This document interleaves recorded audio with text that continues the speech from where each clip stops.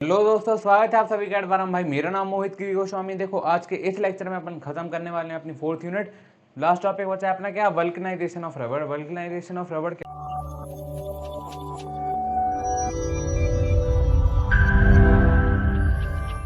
होता है वो देखते हैं आज, ठीक है। तो ये समझो समझो क्या होता है वल्कनाइजेशन ऑफ रबर। जो अपना होता है नेचुरल रबर, मतलब जो अपन को नेचुरली रबर मिलता है वो, उसको अपन क्या करते हैं, उसकी रिएक्शन करवा देते हैं भाई किसके साथ, सल्फर के साथ, है ना। सल्फर के साथ, बस इतनी प्रोसेस है, तब अपन को क्या मिल जाता है अपना वल्कनाइज्ड रबर, है ना। Vulcanised rubber. अब इसमें क्या चेंजेस हो जाते हैं कि जो अपनी नेचुरल रबर की कुछ इतनी प्रॉपर्टीज खास नहीं होती थी, बट अब इसमें अपन ने थोड़ा सल्फर मिला दिया और थोड़ी हीट करा है इसको अपन ने।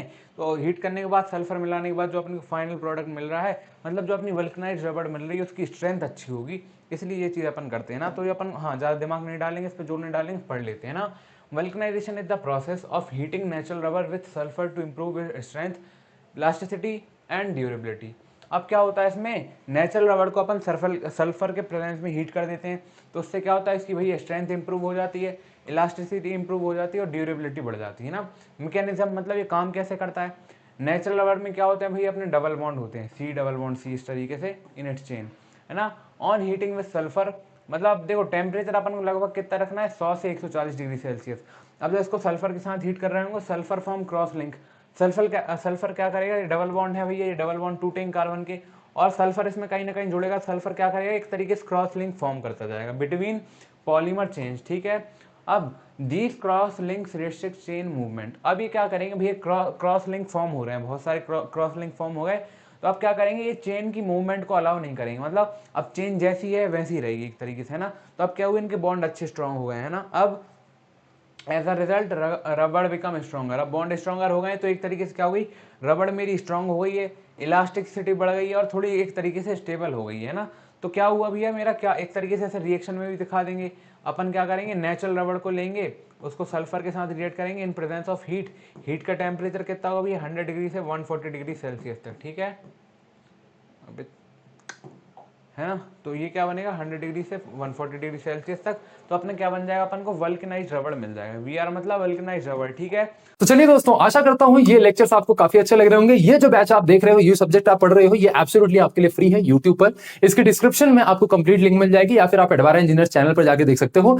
और कुछ बैचेस, जैसे आपके मैथमेटिक्स 2 बैचेस हो गए, और जो आपके कुछ बैचेस हैं जो टफ पढ़ते हैं आपको, वो भी आप जाकर के एडवारा ऐप पे पढ़ सकते हो। तो प्ले स्टोर से आप एडवारा ऐप डाउनलोड कर सकते हो, या अगर आपको लैपटॉप पे बड़ी स्क्रीन में पढ़ने का मन है तो भैया edvara.in वेबसाइट पर जाकर के यहां नीचे हल्का स्क्रॉल करोगे तो अपनी यूनिवर्सिटी सेलेक्ट करना, एकेटीयू के तो एकेटीयू सेलेक्ट करना, आरजीपीवी के हो तो आरजीपीवी सेलेक्ट करना, अपनी यूनिवर्सिटी के हिसाब से स्ट्रक्चर्ड कंटेंट से पढ़ाई करिए।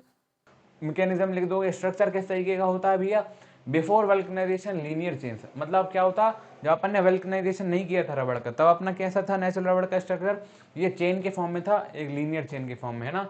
तो कैसा स्ट्रक्चर था, soft and weak. After vulcanisation, vulcanisation करने के बाद जो अपना स्ट्रक्चर बना, क्रॉस लिंक्ड बना, मतलब बहुत सारी कार्बन के साथ ऐसे सल्फर की क्रॉस लिंक बन गई, जिसकी वजह से क्या हुआ, एक नेटवर्क स्ट्रक्चर बन गया, है ना। अब sulphur bridges S connect different chains. अब एक इसमें क्या हुआ, सल्फर के ब्रिजेस ऐड हुए, मतलब सल्फर ऐड हुआ, जिसने क्या किया भाई, इसने बहुत सारी डिफरेंट डिफरेंट चेन्स को आपस में जोड़ दिया ना। अब degree of cross linking depends on amount of sulphur used. Degree of cross linking क्या होती है भैया, मतलब कितनी इसमें डिग्री ऑफ क्रॉस लिंकिंग हुई, वो डिपेंड करेगा इसमें अपन ने कितना सल्फर ऐड किया, है ना। तो चलो इतना ही सही रहेगा, इसको अपन ज़्यादा डीप में नहीं समझते। मतलब कि जैसे एक तरीके से होता है ना 2 डिग्री सेल्सियस 3 डिग्री सेल्सियस, इससे अपन क्या करते हैं, टेम्परेचर मेजर करते हैं ना।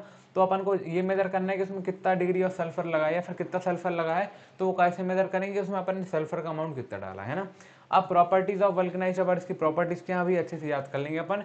Increase elasticity and tensile strength, इसकी क्या होता है भैया, इंक्रीज इलास्टिसिटी बढ़ जाती है, और इनकी टेंसाइल स्ट्रेंथ भी मेरी तरह हो जाती है, मतलब बढ़ जाती है, ठीक है। बेटर थर्मल स्टेबिलिटी, मतलब अभी हीट का इस पर ज़्यादा असर नहीं होता, थर्मल स्टेबिलिटी भी इस पर थोड़ी क्या होती है, बढ़ जाती है। Resistant to wear and abrasion, मतलब इसमें क्या होता है भैया, वियर एंड एब्रेशन, मतलब ऐसी चीज़ें नहीं होती, मतलब क्या, इस पर लोड वगैरह इस तरीके की चीज़ें डाल भी दो ना, तो इसमें ज़्यादा चेंजेस नहीं आते। अब improved chemical and oxidation resistance, मतलब केमिकल भी इस पर, केमिकल रिएक्शन भी ज़्यादा नहीं होती, मतलब फालतू केमिकल के साथ रिएक्ट नहीं करता, और ऑक्सीडेशन रेजिस्टेंस, मतलब ऑक्सीडेशन भी इसमें नहीं होता। Less sticky and more durable. अब आपको पता भैया नेचुरल रबर थोड़ा कैसा होता है, चिपचिपा सा होता है ना, पेड़ों में से निकालते हैं, तो अब ये क्या होता है, वल्कनाइज होने के बाद इसमें स्टिकी चिपचिपापन नहीं रहता और मोर ड्यूरेबल ही बन जाता है। ठीक है, ये अपन ने कवर कर लिया कि यार अपना वल्कनाइजेशन ऑफ रबड़ क्या होता है। ठीक है, तो देखो आज अपन ने अपनी 4th यूनिट भी अच्छे तरीके से कवर कर ली है। 5th यूनिट में पढ़ाऊंगा, आधा अधूरा कुछ बीच में नहीं छोड़ूंगा, है ना।